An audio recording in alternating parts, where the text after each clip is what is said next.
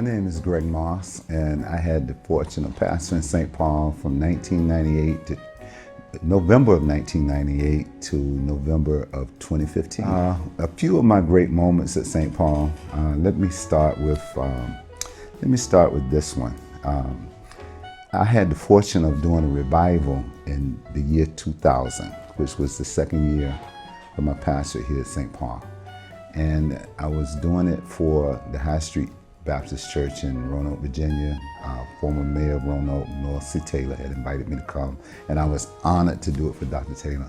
But it was shortly after the 2000 presidential election with Vice President Gore and his challenger, George W. Bush.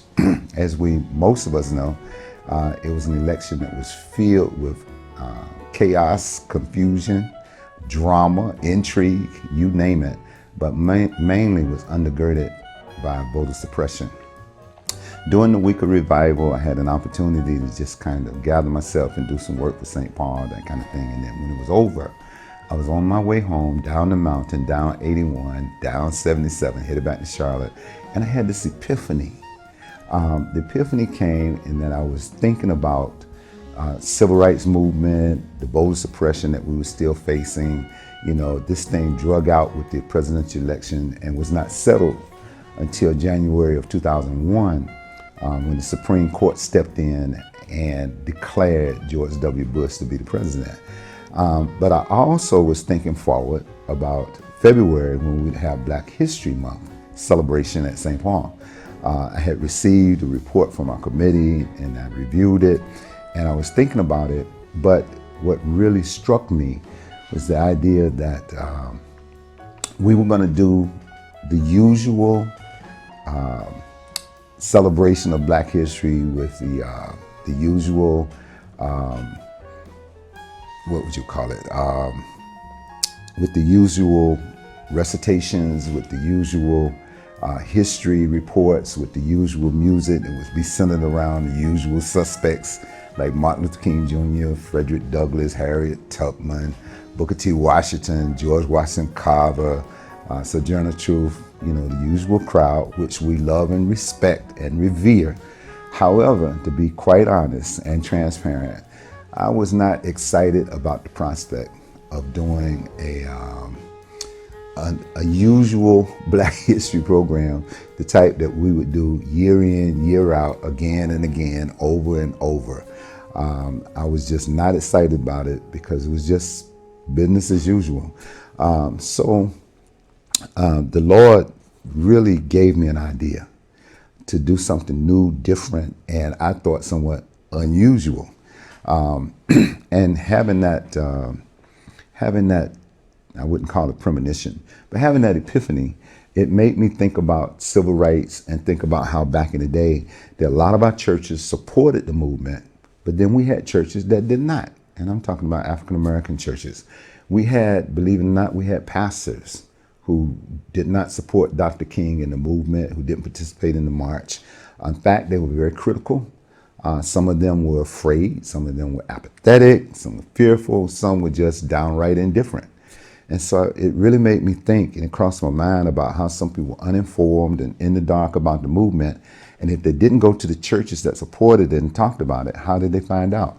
Well, of course, we had NAACP, we had SNCC, we had SCLC, and they did wonderful grassroots organizing. But there was still a crowd out there that I believe did not receive the information that way. They got their knowledge through what I am convinced is the music of our day. So what I did was, I felt divinely inspired and developed this worship experience that was centered around old school music. And I know there were some people who were really concerned about mixing the secular with the sacred, so forth and so on. But we used old school music, and I utilized entertainers like the Temptations, music from the entertainers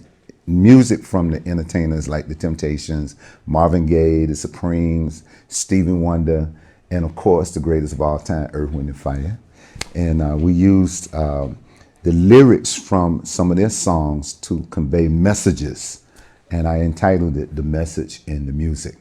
Now, true to form, I knew my church, understood the mindset and the makeup of our church, which is somewhat conservative. I also knew the risk, but yet was willing to do it. And sure enough, I had some criticism. I had called ahead and told my minister of music at that time, who was Donald Chisholm, who was loved and revered, tremendous musician. And he was ecstatic about the idea. In fact, I asked him, was he sitting down? Because when I told him, he just plopped down and he said, Reverend, I want to do this, let's do this. So he was responsible for getting with the choirs. I taught with the dance ministry and the drama ministry, and we pulled it together. But he called me one day and said, Rev, I need you to come to choir rehearsal. I said, what's going on? He said, we got some people who are balking at this thing. I said, okay. So I came and I listened to him. And he said, Rev, we're not really against it. We just don't want to do music we danced to back in the day.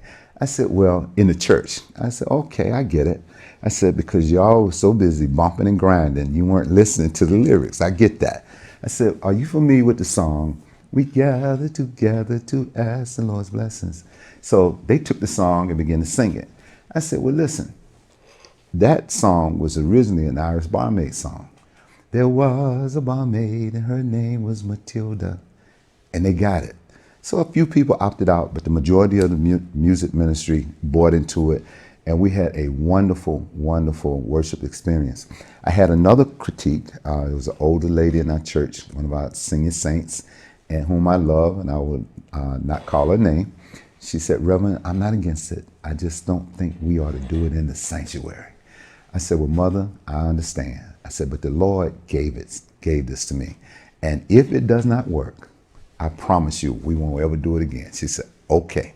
So when we did it, St. Paul was packed to the brim, and we did songs like Ball of Confusion. What was more of a ball of confusion than the election that we had just come out of when they selected our president. We did Mercy, Mercy Me. We did Innocently Blues by Marvin Gaye. We did What's Going On by Marvin Gaye. We did Living for the City by Stevie Wonder. We did That's the Way of the World by Earth, Wind and Fire. And so it really turned out well. We had a lot of visitors who had heard about it. They came to see. One older lady, somebody said she was in the stand when we were doing some of the music, dropping it like it was hot, So I said I could see my paycheck going out the window. But we had a wonderful experience, and we had about 37 people who became disciples of St. Paul, and 17 of them were for baptism in that one. 4 years later, we did it again. I'd only do it when I felt moved by the Spirit. We did it under the direction of musician now, minister of music, David Scott Gibson. And certainly Scott did a marvelous, marvelous job.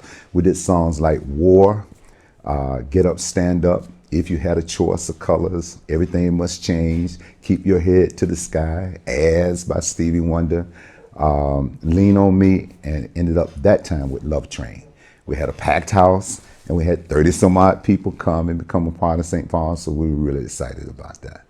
The next one I'd like to highlight is we started a program that I affectionately called the College Tour. We had a lot of young people in the church who were going off to school, and the parents really couldn't afford or didn't have the time to go and check on them. So I thought it not robbery that the pastor would go to all the schools where we had young people and visit them. Really, to tell the truth, I just went to get into their Kool-Aid. I just wanted to see what they were doing. And I had a committee that worked with me. When we first did it, we had these bags that were packed with things that we thought young people would use in their dorms. But we finally wised up and we got gift cards from Walmart. But the highlight was I would always take them to a real nice restaurant, and we would talk and we would share. And I'd always tell the girls, if a young man can't take you to a restaurant like this once a year, then drop him like a bad habit. And we just laugh about that. But it was really an investment in the young people. It helped me build relationship with them. And to this day, we're still in touch. A lot of them will email me or hit me up on Facebook. In fact, the only reason I got on Facebook was because that was the easiest way to catch them on campus. And I still have that same Facebook page. And now a lot of them have come back, taken leadership roles in St. Paul. but also they're asking me to perform their marriages, and I'm really excited about that. So I thought that was a good thing. And I'll choose one more, and that would be Souls to the Pole. One of the congregants here, Von Pettis, was president in the NAACP at that time, of the local branch, and I was her vice president. And so we really were the architects of Souls to the Pole in Mecklenburg County. And so that first year we did it, I think it was the year that John Kerry ran for president, the Board of Elections only gave us one place as a polling place. But I was so proud of St. Paul because we put together actually a caravan, and we shortened worship that day. I got on a motorcycle with Mr. Bolden, God bless his soul, he's gone on now. And it became an election thing. Everybody looked forward to Mr. Bolden and I riding around on a motorcycle. And we had vans, we had a line of cars, and eventually we wrapped around the polling place. So much so that they had to extend the hours to make sure that everybody had the opportunity to vote. But one thing we did not anticipate, that we would be there that long, so forth and so on. So what we ended up doing, we had to feed these people because they didn't go home from church. So we raided the Colonel and Bojangles, and we came back, brought boxes and boxes and buckets of chicken. And I believe the Board of Elections was somewhat perturbed because they had a lot of chicken grease on their machines. But I think it was worth it. So we had fun doing that. One of the things about being at St. Paul, we had a lot of fun doing things. You served here for 29 years. You built this great sanctuary, one of the most beautiful sanctuaries that I've ever come across. I remember because I was here in North Carolina. Well, I saw you, first time I saw you did a workshop for my friend over at First Baptist. Yes, sir. Yes, sir. And I remember when this sanctuary was built because it was one of the newest, most modern sanctuaries for a black church in Charlotte. Mm-hmm. And I never forget a word that Dr. Leonzo Lynch, our current state president, said. He said, St. Paul is so beautiful and so big, you can throw a football and not hit the other side of the wall. and so with that challenge, what were some of the challenges in getting this done? You talked about some challenges you had coming in, but I know it was some challenges getting this done because whenever you do a building project, it puts gray hair on you. Absolutely. Yeah. Well, the bank required us to raise $1 million before they would make us a loan. Mm-hmm. The steeple in this church laid over there for 2 years because we didn't have money to complete it. Mm-hmm. Found out that some of the members of the board were saying one thing to the folk downtown: don't let them have the money they can't afford. Wow. While the other members who pastor was trying to get it. Wow. But we finally got it, you know. And, Okay, some of the greatest challenges, I would like to talk about two of them. When I first came, St. Paul was a large congregation and had approximately 30 some odd deacons. Then all of a sudden the Lord opened up the floodgates and we began to grow tremendously. And as we grew, we added deacons, so forth and so on. The church is also incorporated. And in order to be able to minister to the people, there was no way one senior pastor or any one group of staff members would be able to service our congregation, particularly spiritually. So I talked to the deacons about deacon family ministry. In fact, I had been approached by some who said that we had one. I just hadn't seen it operate. I had members who came to me and said that they didn't even know who their deacon was. One of the things that the deacons did do here, and they were under the leadership at that time of Bobby Lowry, who gave sterling leadership. Bobby is quiet, brilliant leader. One of the things that they did well was make sure that all the infirm people of St. Paul who were on that sick and shut-in list, at the time it was called sick and shut-in, they would receive communion on the first Sunday. and most of them would go out in pairs and make sure that that was done. In my estimation, and as I researched, thinking about Deacon Family Ministry, it was about the only thing that I thought we were really good at in terms of working with the people directly, spiritually, ministerial wise. We were more concerned seemingly about facilities, about budget, about finance, about the grounds, insurances, those kind of things. So we went on retreat and I challenged them. And in a workshop, I proved to them that we were functioning as a deacon's ministry more as a business management model. We were functioning on a business management model. We were more so concerned about business than the souls. So I came back and formulated the Deacon Family Ministry, wherein every deacon was responsible for approximately 25 to 30 people. And it was their responsibility to make sure that they touched base with them, that they, by card, by telephone, by any means necessary, to just make sure so that the people would feel a part. They would also, when somebody in their group that they were to minister to was to be baptized, I would have them get in the pool with me so that they could be a part of their baptism. So it was a way to kind of strengthen the ties between the deacons and the people. But we were also incorporated. And as we added deacons, that meant that the more deacons we added, all of them essentially became members of the board of directors of the corporation. So we made a conscious decision to start functioning using the incorporated part of our structure, which meant that we had too many and we could not function efficiently with 75, 80 deacons. So it was really quite a skirmish to convince them that we needed for them to step aside from that role and to embrace the Deacon Family Ministry role. But after a few skirmishes, we got it done. And I think the church's deacons now function in a more efficient way, and it was beneficial to the church. Another one was basically, it was born from the brilliance of Zachary Alexander and Bobby Lowry and others at that time who were in leadership, who had tremendous vision.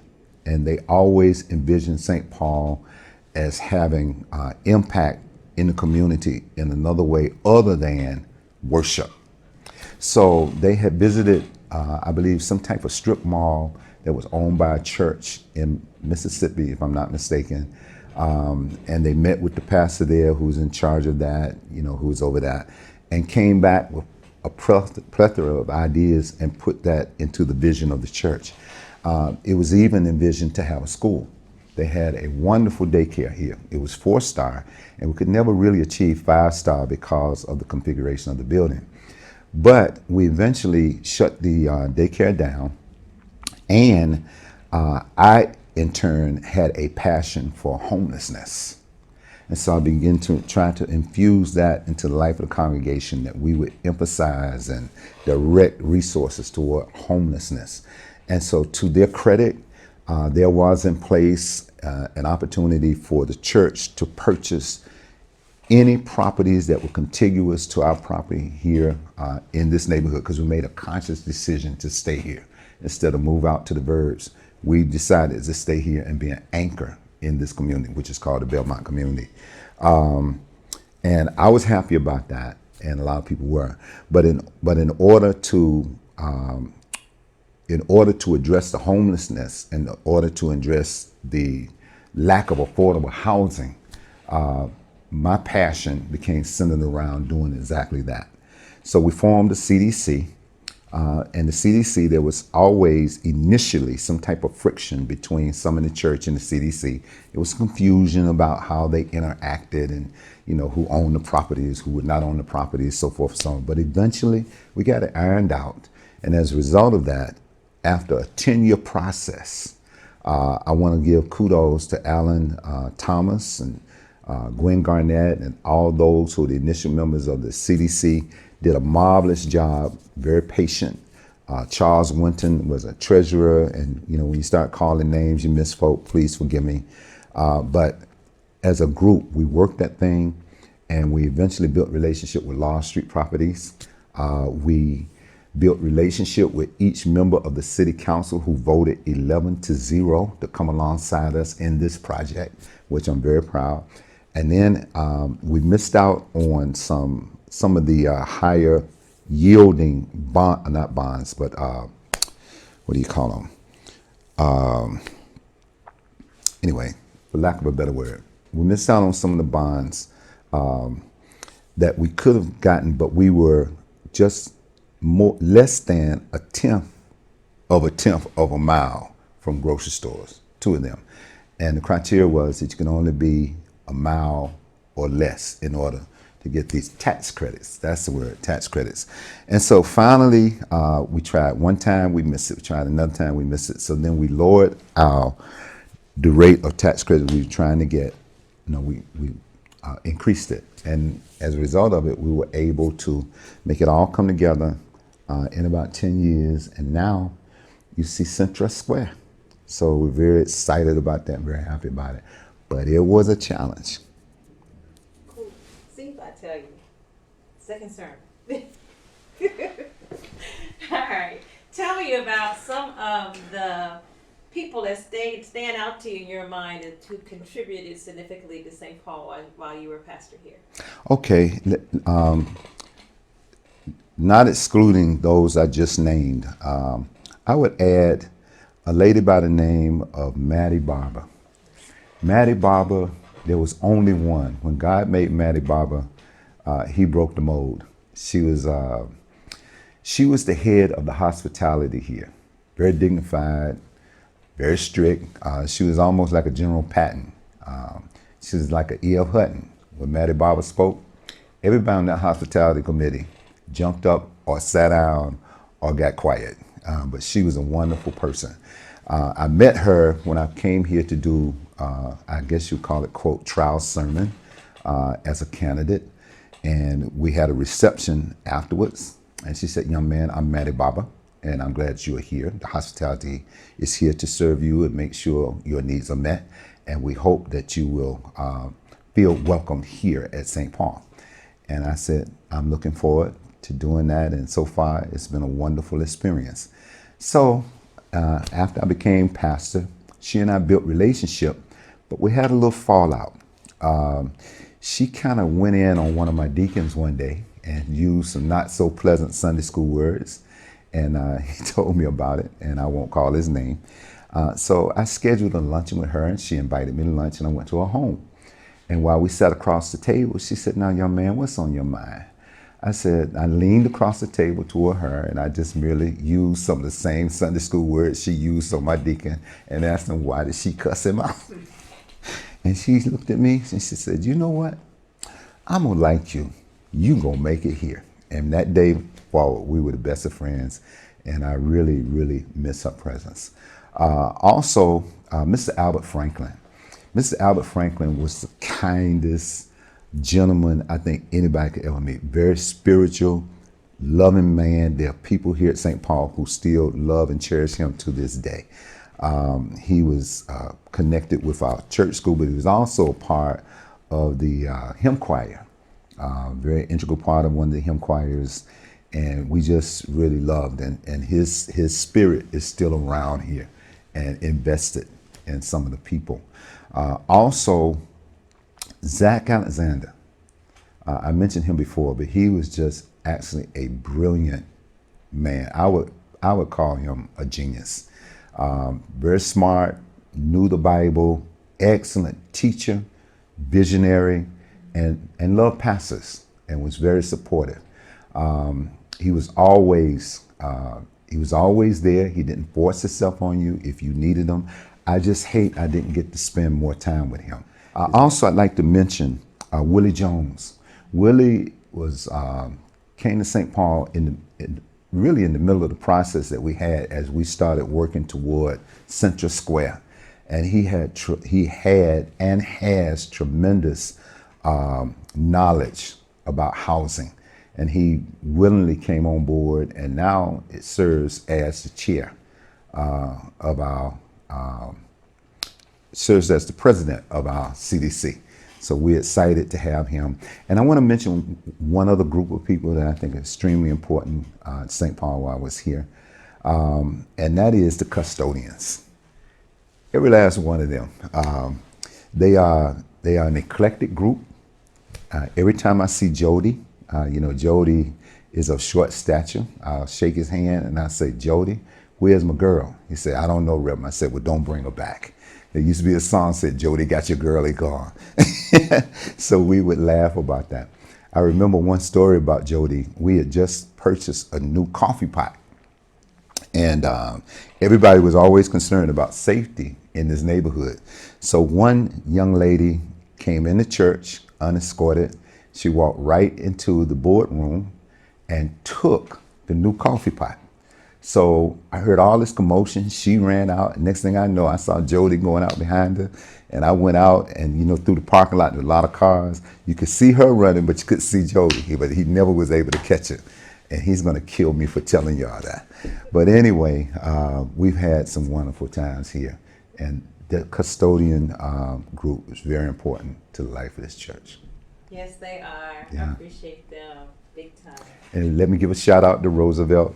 He's still around, and any others that I may or may not know. Do you have any memories of your predecessors, particularly, I don't know if you were acquainted with Mayfield, but particularly Wirtz. What are some things you admire about your predecessors? Yeah, I did not know Dr. Mayfield except the story that I'll repeat it to you. Okay. And some of you have heard, they claim that he was preaching one Sunday and a lady fell out of the balcony and died. And they took him to court, I guess charged him for manslaughter. And the judge wanted to know, what did you do on that Sunday to cause this lady to do whatever she did? And Dr. Mayfield said, well, you really want me to do it in here? Wow. The judge said, yeah. So they said he stood up and he used his graveyard money. Oh, gosh. And the lights went out in that courtroom. Wow. And stayed out for a period. And finally they came back on. And the judge said, I order you, as long as you stay black, that you don't ever move in Charlotte like that again. Oh, my God. My God. And the church was dismissed. They said he was a 15-minute man and he'd be standing up and he got ready to moan. And he would remember what the judge had told him. And he would sit down. Wow. Wow. Wirtz I knew basically as what we used to call ecumenicity. Okay. He worked with the white folks. Okay. Myers Park, which was the richest white Baptist church in Charlotte. He and Dr. Brody were like that. Okay. Little church on the lane gave St. Paul the organ that is still in the old church. Wow. Wow. So he spent a whole lot of his time. I understand they used to have a gathering on Monday with white pastors and black pastors, particularly those black pastors who were not working otherwise. Okay. When I came to St. Paul the first time, he was on vacation. Okay. I thought I just came to preach. Thomasina said to me on our way back to Columbia, that's your church if you want it. Wow. Wow. Wow. That church ain't looking for no pastor. What are you talking about? She did that and said no more about it. They called me back once again. He was here. wanted to meet the new preacher. I don't know what they were after they were talking about retiring for him. So he called me in and I preached. And he took me out to dinner and asked me if I would come as his associate. And I said, no, don't think I want to do that. Right. Right. I'm working in Benedict, church relations. I have a St. Paul 12 miles out of Charlotte. It's growing by leaps and bounds. And what you're offering me really is $5 less than what I'm making now. Wow. So I wouldn't be interested. But he was a lovely fellow. Got sick. He finally retired. And what I discovered was he had no retirement. Okay. And at that time, preachers didn't have to pay Social Security. So he had no income and nowhere to go. Wow. I asked the church to give him the same thing that he was getting when he retired, Wow. which was $125 a week. Wow. They agreed. Wow. And he went up to a little church and started preaching in Lincoln, and got sick again. So we went up there. That's when I asked the church to give him what he was getting, which they did. He finally passed. I asked the church to give his wife $100 a month until she passed. I thought she would never die. She lived to be 90.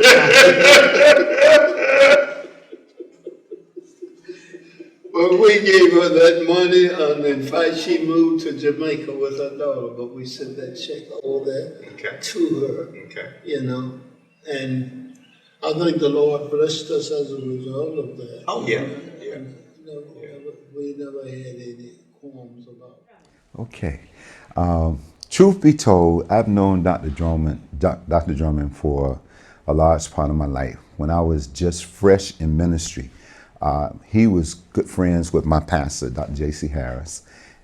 He was also friends with H.S. Diggs, Dr. Diggs, who was the pastor of the daughter church of St. Paul, Mayfield Memorial, and also Reverend Dr. Preston Pendergrass, who is at Antioch. Dr. Pendergrass is one of the funniest persons in the world. So as a young guy, I counted it a privilege, even as if I had a choice. My pastor would always draft me to drive he and Dr. Diggs and Dr. Drummond and Dr. Pendergrass to Raleigh to the General Baptist State Convention meetings. So we would come from Statesville, pick up Dr. Drummond, Dr. Diggs, and Dr. Pendergrass and go to Raleigh. And I'm telling you, Paul Drummond, between Paul and Dr. Diggs and Dr. Pendergrass, my pastor wasn't so much funny type guy, but those guys would have you in stitches all the way from Charlotte to Raleigh and back. There is not a day that you would meet Paul Drummond that he doesn't have a funny story or a joke to tell you. He would basically, if he wanted to lead a pastor, he would have had a tremendous career as a stand-up comedian. And I love the guy. He did a marvelous job here at St. Paul. And I think, in fact, this facility that we're in, I mean, it was his dream, and he built it. I helped him pay for it, but he built it. He gets the credit for that. But he also built the congregation to some large numbers. And I think a lot of it had to do with his intelligence and his smarts enough to allow the music department to be integral in this community. St. Paul has always been known for its tremendous music ministry, particularly the hymn choirs. And Paul would raise a hymn. I was not so good at raising hymns, but I had sense enough not to bother the hymn choirs. In fact, when I was here, friends would come from all over the country and they were blown away by the hymn choirs. There's nothing like it. As far as I was concerned, all the choirs, if they up and left, the hymn choir wasn't going anywhere. There's nothing like just before you get up to preach, and they raise a hymn and set the tone and the atmosphere for preaching. So Paul was wise enough to cultivate that and keep it going. But he also is a down-home, earthbound person. And I think people plugged into that. And he gave you room to be who you were, and he was going to be who he was. And as a result of that, the church grew. He started a program one time that he told me, he called it Feed the Needy and the Greedy. But every week, St. Paul would feed the community. And that was from his desire to do missions. He was mission minded. He supported. He kept St. Paul as a leading contributor to the General Baptist State Convention the entire time of his tenure here. And I tried to follow in his footsteps. So I respect him. And I've always said that, I stand on the bridge that he helped build. Cool. Yeah. Great reflections on Dr. Drummond. All right. So share with me what you admire about your successor, Dr. Scott. What do I admire about Dr. Robert Charles Scott? Let me start with what I don't admire about Dr. Scott, and that is that he made the wrong choice and that he decided to be my bookend. He know he should have come on over to the greatest fraternity in the world, Alpha Phi Alpha. He knows that. But beyond that, I have known Robert for more than 25 years. We met when he was pastoring a church in the Rowan Baptist Association, Union Baptist in Lexington. I was the moderator of Rowan, and he was somewhat younger, and there was a somewhat younger crowd. So I pulled them in for their intellect, for their wisdom, for their smarts, for their courage, for their ability to teach. And we made Rowan, we raised Rowan probably to the level of the best teaching association and solid association in the state, and maybe even in the country. Dr. Scott has we all know he's a tremendous preacher, but he is par excellent when it comes to teaching and delivering and discerning as it relates to the Word of God, which I think sets him apart from some of our other colleagues. But when he was at Union Baptist, he used to be the pastor of a lady by the name of Virginia Day. Virginia Day was an older lady. She was like one of my mothers. She and I used to work at the Women's Baptist Home Farm Missionary Convention camp that was in Laurel Hill. So every Sunday in the summer, I would go to Lexington, pick up Miss Day, and we would go down to the camp and we work the camp, and I'd bring her back home on Friday. Miss Day would sit in the front seat of my car, and I don't care if my mother was in the car. Miss Day was going to command the front seat. And she specialized in trying to tell me how to drive my car, trying to tell me which direction to go. She always wanted to go through the little town of Rockingham, always wanted to take the scenic route and go through the back way to get there because it was quicker. So we fuss and fight about that. We fuss and fight going, fuss and fight coming. But she loved me and I loved her. She loved Robert. But Miss Day was used to being prominent in that church, and at any given moment would stand up and just say anything she had to say, give announcements, whatever she wanted to do. But Robert was not like her previous pastors. He wasn't going to stand for that. So they were always battling. He'd get on the phone and he called me up and said, "Would you come get your mama?" So I called Miss Day and said, "Miss Day, what have you done now? What did you do this time? You can't be standing up in the middle of the worship." I said, "These young guys are not going to stand for that." I said, "Just work with the man." She said, "I'm trying to work with him, but he just won't listen to nobody." Da, da, da, da, da, da. So then she go right downtown in Lexington to the most expensive men's shop and buy him a suit. She was just that way. And I will ever be grateful to him. When Miss Day died, he called me and said, "I want you to do her eulogy." And he and I, to this day, talk about that. I preached a eulogy and entitled it, "Driving Miss Day." Driving Miss Day. And so I think, no, it's not that I think. He is the man for this time, for this church. This is his season. I didn't work with the search committee, but I did put in place the structure for the search. But I was very pleased to know that he had made the finalists, and all the finalists are friends of mine and just wonderful, wonderful ministers in their own right. But I think he is the right person for this season for St. Paul. The truth of the matter is, I was different from Paul Drummond. Robert Scott is different from me. But as we all say, you ought to have hearts big enough to love us all because we all love you. Our personalities are different, and you can't expect me. I can't beat Robert being Robert. Robert can't beat me being me, and neither one of us can beat Paul Drummond being Paul Drummond. But Paul Drummond contributed to the bridge that he found when he followed Dr. Wirtz. I contributed to the bridge that Paul left, and then Robert is contributing to the bridge, the part of the bridge that I built, and he's building his part. And the truth of the matter is, we're all bridge builders. And after him, somebody else will come and build. You know, so excited about that, excited about his leadership.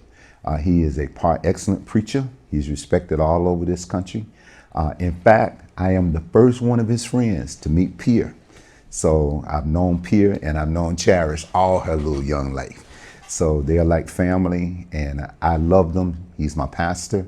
I respect him, and I pray that St. Paul will galvanize, and you're going to change. You know, he's going to attract his own crowd, but it's going to be a splendid blend of people who were here when Paul was here, when I was here, and those who come under Robert's tutelage. And St. Paul is going to be in good.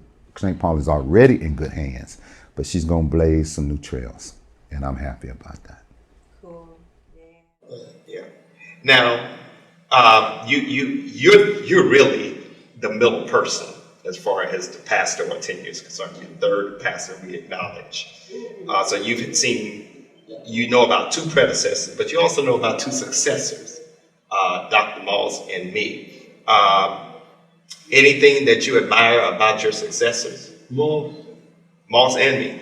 Well, I done told you all of the Yeah, stuff I know about you. Yeah, I'll give you an offering after this interview for that. I saw Moss, I guess 5 years before we even started building this church. Okay.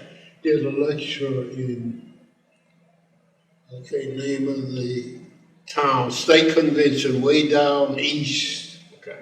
He was on fire. And I said, man, I hope when I retire that you'll become the next pastor. Wow. St. Paul.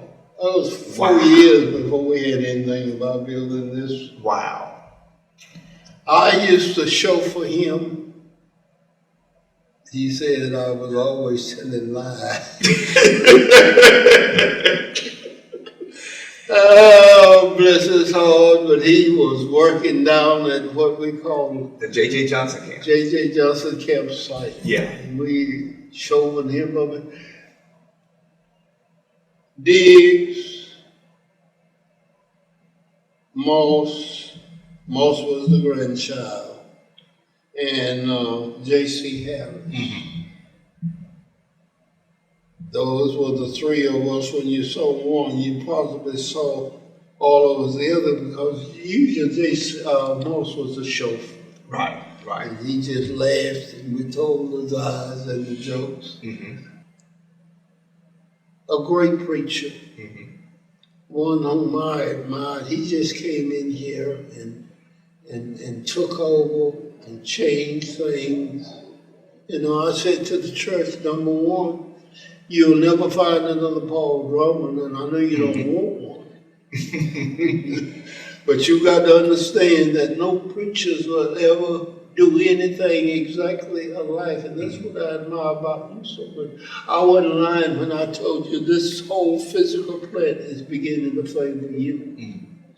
And I think that's good if you stay around long enough, you know. Everything you're doing in here beginning to look like, don't you agree, begin to look like more? And that's your taste.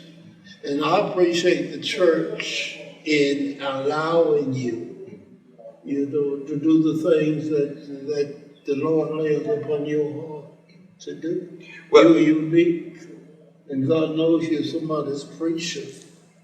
And we just pray for you. And I'll tell you this. Thomasina been with me from day one. And if she loves you, boy, you in love, and she loves herself some most. I don't mean most. I know what you mean. You mean Scott. My hope for St. Paul during this next 120 years is intricately tied to the way St. Paul is now. The St. Paul I found was a group of people who most of them had a real good relationship with Christ, but they also had a tremendous love and respect for St. Paul. They're very proud of St. Paul. St. Paul has always been a part of the social justice community of Charlotte, from Dr. Works on up. And Dr. Drummond allowed, even I remember when he helped St. Paul become a part of helping empower local people, which is a grassroots organization to help everyday people get power. And then I came here and just tried to put it on steroids.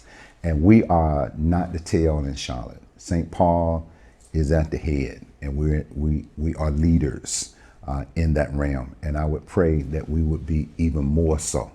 The church is much more needed. St. Paul is needed to be in the forefront of the social justice movement in this arena, not only in Mecklenburg County, but across the state, across the nation, around the globe. I'm prayerful that we will always have tremendous preaching. I consider myself the lesser of the three, but St. Paul has been blessed through the years with wonderful music, but solid, strong preaching. In fact, when my doctor and I decided that I had reached the end of my tenure, I kept in mind that music is great here, but it will not hold this church together. And so I reached out to my best friend in all the world, who we celebrate, or we observe rather, the anniversary of his death this week. Yesterday marked the day that a year that we had his funeral and said goodbye. Dr. Hayward T. Gray, who willingly came and stood in that pulpit for around 4 months. And he didn't want to charge us anything. He came for his love for me, for his love and respect for St. Paul. And I'm telling you, he was a tremendous, tremendous preacher. And he held this church down with preaching. And then after he had to go back because he was an employee of our convention, and his attention was needed elsewhere, I was fortunate enough to literally get on my knees and beg Dr. J.D. Ballard to come and stand in the pulpit. There has not been in some time, and is not today, a better preacher in the United States of America than Dr. Ballard. And I can remember one of our members, whose name I will not call, was a little concerned when JD first came. He saw him hobbling to get up in the pulpit because he had a bad hip, and he was an older gentleman. And he said to himself, "Man, what is Dr. Moss left in our stead this time? What are we going to do?" And then JD proceeded, opened his mouth, and killed everything in the house. I will always love and respect him. His name is on my ordination papers. He even is the one who encouraged me to learn how to preach without notes. And I try to hold up that tradition to this day, and I'll forever be thankful to him. So I hope that we will always have strong preaching. Right now, you've got one of the premier preachers in these United States of America and around the globe. And I'm proud to be able to call him pastor. And I hope that you will galvanize behind him and help him. Watch out when he comes out of that coat. And one of the things that's really got me going is I've watched some of this live stream on Sundays during COVID, during Corona. And then he had the nerve to come out of his coat when there's nobody in the sanctuary. That man is somebody's preacher. So thank God for him. The next thing I would like to see for St. Paul, we are a missional congregation. We believe in domestic home mission, but we also believe in global mission. And I hope that going forward, we will expand in both those areas. We are a leading contributor to our state convention. We're a leading contributor to La Carrie, and we got people here who have been baptized in the rivers of global travel and going over to help our brothers and sisters in foreign lands. So we are excited about that, and I would like to see that going. I'd like to see it expanded, and I believe we will. And that's the St. Paul that I would like to see 120 years from now. Any other closing comments? Yeah, I guess I want to, I just would like to thank the people for giving me the opportunity to exercise my gifts here, for rallying around me through some very turbulent times in my life, to being kind to my son, and to creating a village where he could be raised in a way that was loving and spiritual. And it has paid off. He's doing well, and I'm very proud of him. But he's also really a son of St. Paul also. I want to thank you for that. And it's been a joy being a part, and I'm proud of St. Paul. I'm still proud to be a part of St. Paul. And you always have my love. Thank you. Wow, that was great. You the man. You have worked. Well, you know, the interesting thing, Pastor, is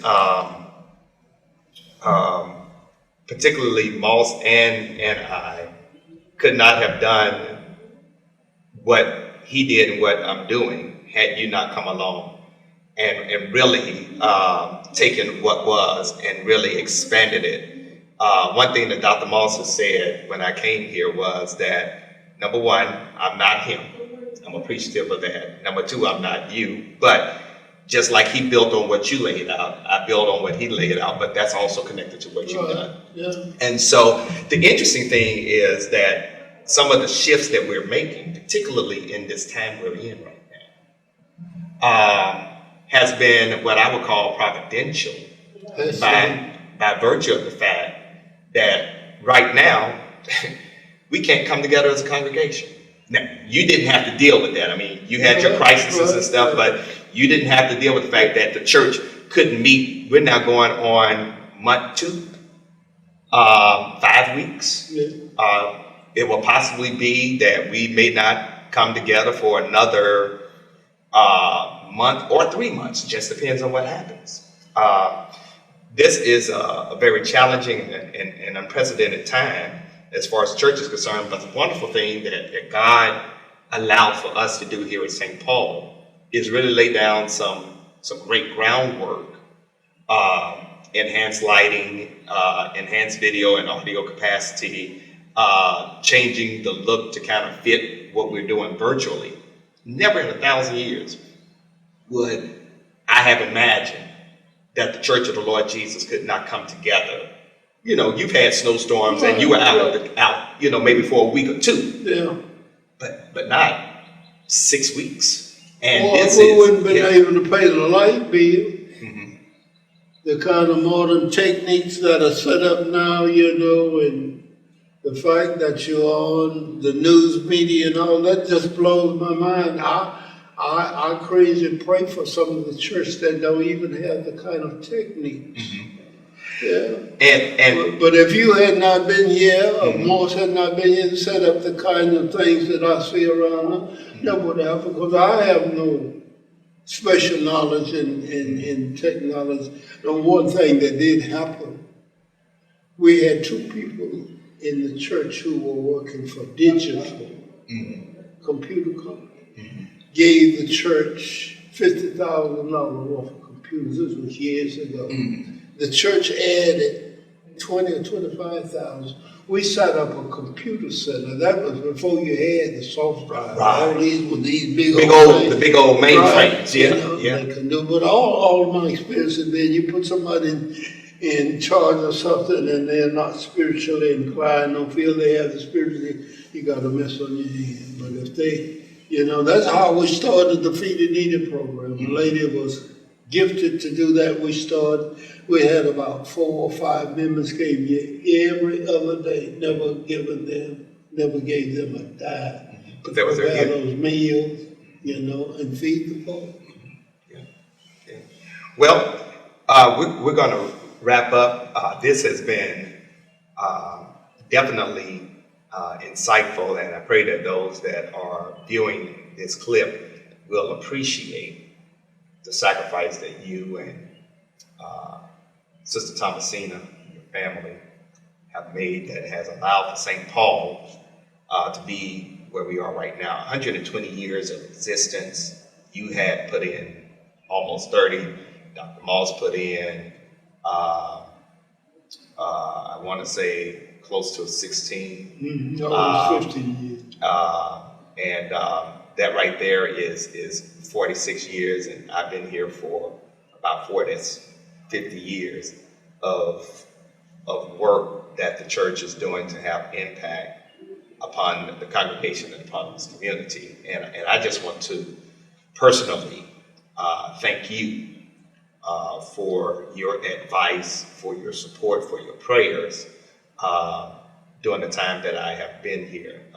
It has gone a long, long way in giving me the lift that I need. Someone came up to me one time and said, you got some big shoes to fill, particularly coming after Dr. Moss. And my response was, I'm not trying to fill his shoes, I'm just trying to wear my own. But the wonderful thing is, I think that one thing that all the predecessors, all of those who have served here, all of my predecessors that have served here, tried to do with a great level of faithfulness: preach the word, feed the sheep, love the people, and make sure that we had impact on the community. And so I just want to thank you. I love you. You have been a blessing to me and my family. My family loves you and your wife. Pierre particularly is very fond of Lady Thomasina. And of course, there's several things we've done to show that love, and continue to do that. But I am so indebted to what you have done, and I thank God that the Lord has allowed for me to be part of the lineage that is known as the pastors of St. Paul. And it is my prayer that I can continue to live up and build on the legacy that you, as well as my other predecessors, have laid out, that will bring God glory. Because I know that ultimately it's not about me, it's about glorifying God. So thank you so very much for your time. For you to be the age that you are, the Lord has preserved you well. And I can't wait until we're able to come back in physical form, where you can continue to do what you do on as far as the pastor emeritus that you are. And that is, of course, me hearing you talk back to me on Sunday morning and giving me encouragement. I love you. Bless you. I want you to take care of yourself, and looking forward to when the Lord can bring us back together again. Thank you. Well, Pastor, you don't owe me nor my family anything. You've been more than gracious. I cringe a little bit sometimes when you are saying nice things about me. I mean it. I know that. I mean know that. I've had my day. Mm-hmm. They've done good for me. I told Moss this when he first came. I don't need to share it with you. The fellow was sick one Sunday in a wheelchair, and the pastor was healing folk. Mm-hmm. And they started rolling him down toward the pulpit. He started screaming, "Preacher, don't you put your hands on me.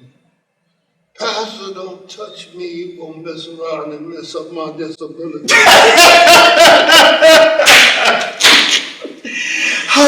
And for those that don't know, most Sunday mornings when I'm here, Pastor would come by the office. We would greet one another. We would hug one another. He would tell a joke to lighten my load, and have me just hollering just like I just laughed just then. And so one thing that Dr. Drummond, if he were not a preacher of the gospel and a pastor of the Lord's church, he could have gone into comedy and he would probably be a millionaire by now. But again, thank you so much. I'm so appreciative of the support that you and Dr. Moss give me. And it's rare for a person who follows two giants to have such a great relationship. But I have a great relationship with you and with Dr. Moss. And when people hear about that, it just blows their mind out. And so I want to thank you. Supposed to be jealous because all the preachers I talked to, they had a predecessor. What you call said this also, the late Gardner Taylor.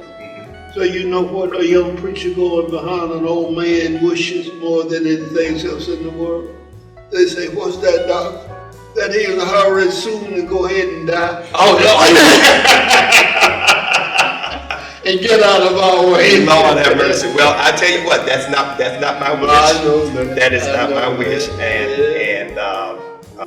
and it is my prayer that we navigate this pandemic, and it's my prayer that whoever comes behind me, because I know that I'm here temporarily. Every pastor is an interim pastor, and we're here temporarily. You know, we're not here for eternity. We're here for. You never know where the Lord's going to move. Exactly. But I do know that it is my prayer that I continue to build on what has been laid before me in a very positive way, and that whoever comes behind me will do the same. St. Paul is a very wonderful church. Pierre Charis and I are more than blessed to be able to do life with you all, and we have become better because we've been here. So thank you to the disciples of St. Paul and those who are watching us. We pray that you will enjoy the conversation that I've had with my predecessor, and it is my hope and prayer that you will pray for St. Paul as well as other churches throughout the width and breadth of this land and this world as we try to navigate this pandemic and try to figure out how we're going to come back together when the time comes. But one thing I do know, we will never go back to what we were, but my prayer is we will be a whole lot better coming out of this than we were. So thank you all. God bless you all. Thank you, my predecessor, my pastor, Dr. Well, we can't shake hands because so we want to maintain social distancing. We're so in tune to want to shake and hug and stuff like that. We can't do that. So we just do fist bumps and all that stuff. But listen, take care of you all, yourselves, and one day I look forward to seeing you all where we're able to come back and worship God in person, because one thing this cannot replace. It cannot replace our physical form of worship. But you all have been just absolutely amazing. I love you all. I continue to pray for you all, and I ask that you all do the same for me, as well as my predecessor. May God bless you, and may God keep you.